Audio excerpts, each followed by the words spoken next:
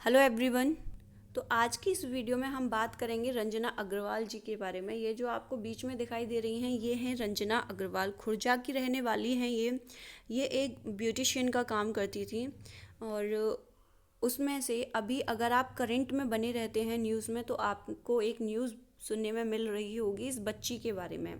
ये बच्ची है, इसका नाम है राधे। इसको राधे नाम दिया था रंजना अग्रवाल जी ने। इनके रियल नेम का नहीं पता इनका क्या नाम है रियल नेम। आपने एक न्यूज़ सुनी होगी अभी फ़िलहाल में कि एक किन्नर बच्चा राधे को रंजना अग्रवाल जो हैं ये लेकर आई थी, अडॉप्ट किया था इन्होंने। ये इसे मुंबई से लेकर आई थी। वहाँ पे ये बच्चा किन्नर पैदा हुआ था तो इसके माता पिता ने इसको फेंक दिया था।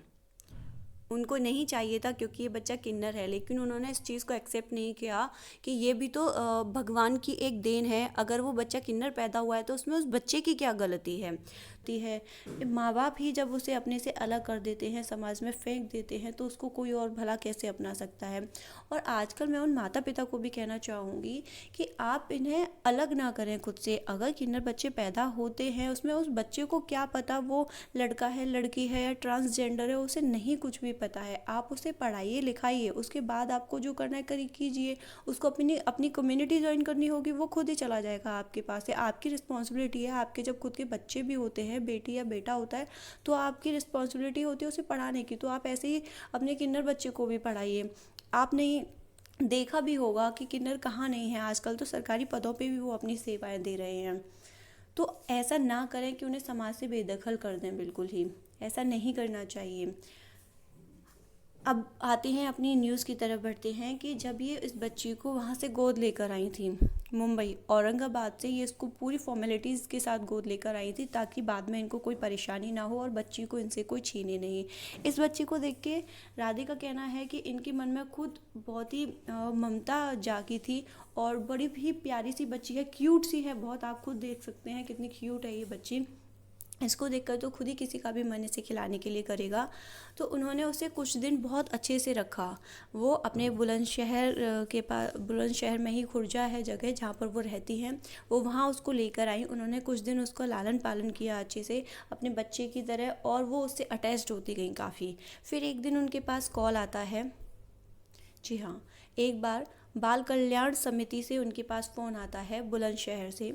बाल कल्याण वो समिति से फ़ोन आया तो उन्होंने उनको बोला कि रंजना जी आपने एक बहुत ही अच्छा काम किया है, आप एक किन्नर बच्ची को गोद लेकर आई हैं, इसके लिए बाल कल्याण समाज जो है वो आपको पुरस्कृत करना चाहता है, आप बच्ची को लेके हमारे ऑफिस में आइए।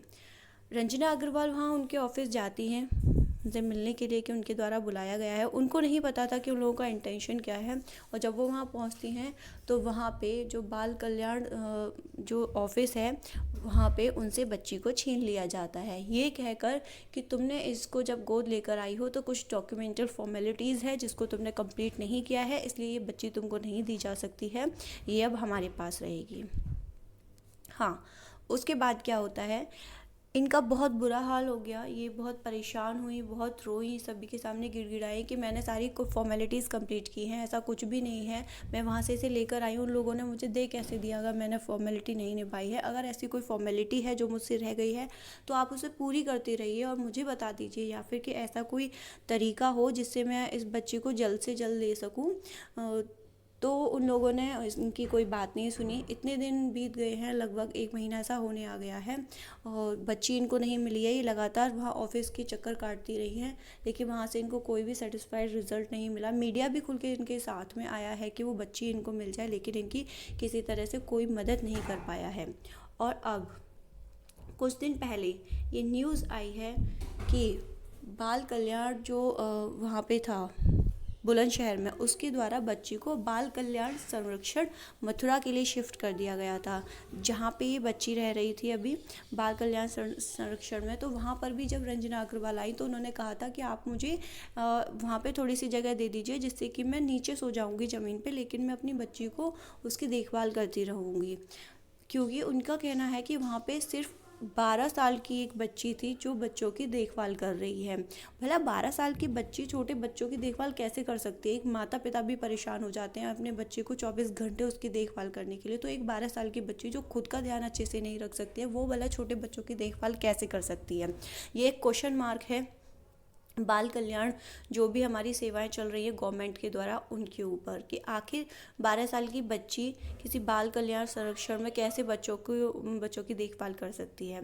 अब इस बच्ची की डेथ हो चुकी है और अभी भी इनकी डेड बॉडी जो है, इस बच्ची की डेड बॉडी वो मांग रही है कि कृपया करके मुझे कम से कम मेरी बच्ची की डेड बॉडी तो दे दो, तो उनको उनकी डेड बॉडी तक नहीं दी गई है।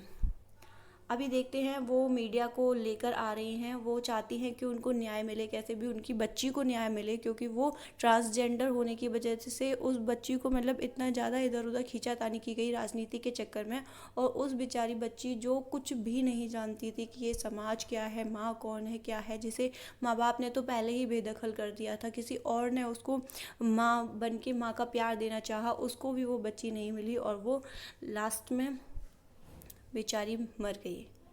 तो इसमें गलती किसकी है? यहाँ पे हमारी जो गवर्नमेंट है वो दोषी है, या फिर जो हमारे नीचे के वर्कर्स हैं वो दोषी हैं? अब जो भी है वो न्याय मांग रही हैं रंजना अग्रवाल जी, और आशा करते हैं उनको न्याय मिलेगा।